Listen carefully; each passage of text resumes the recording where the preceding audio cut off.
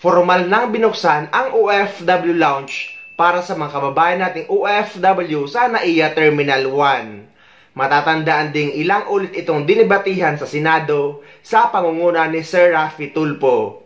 Dati kasi guys is yung mga totoong VIP lang ang pwedeng gumamit dito, meaning yung mga very important person.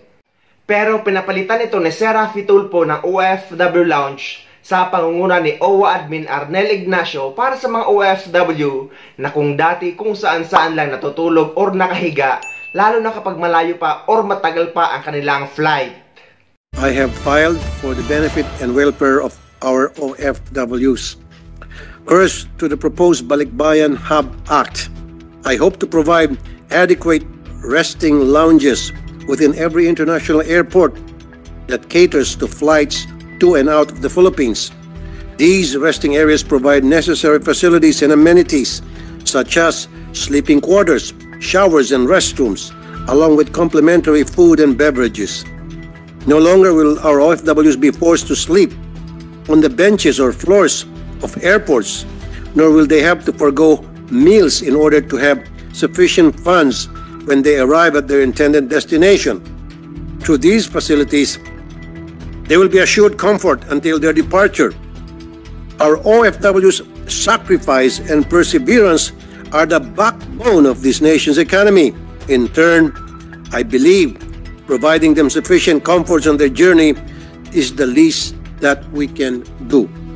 At eto na nga, simula January 15, 2024 ay formal na itong binuksan para sa mga OFW.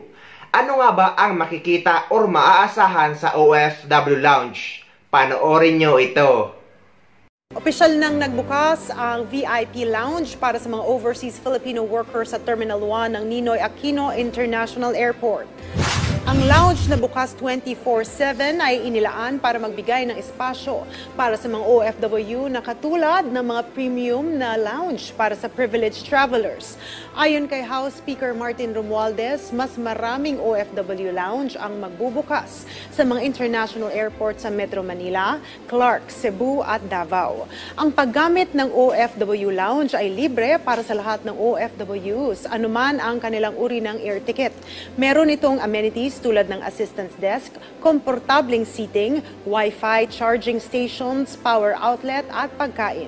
Ang proyekto ay pinagsamang pagsisikap ng House of Representatives, OWA, Department of Migrant Workers at Manila International Airport Authority. Sa ngayon ay sa NAIA Terminal 1 pa lang ang mayroong OFW Lounge, pero kagaya ng nabanggit sa video ay sa mga susunod na buwan ay magkakaroon na rin ng OFW Lounge sa mga international airport kagaya ng NAIA Terminal 3, Clark, Cebu at Davao International Airport. At eto guys, formal din itong pinasilip ni OWA Admin Action Man Arnel Ignacio.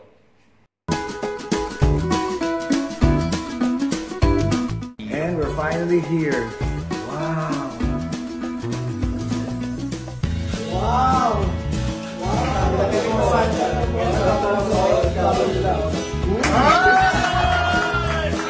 Isang oras yun sir pinagpakisan. Unbelievable.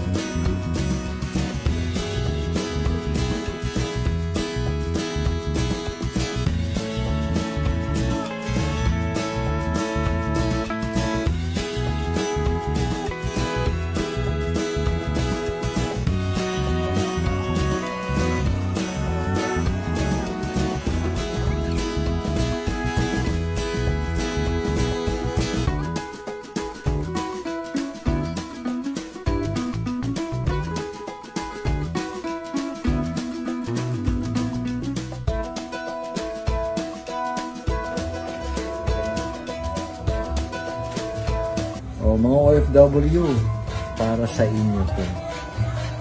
Kaya maraming salamat sa ating gobyerno sa paggawa ng ganitong proyekto na makakatulong talaga sa mga kapwa natin OFW.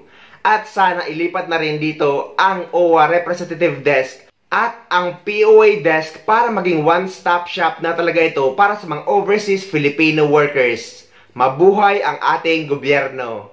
OFW ako! OFW ako!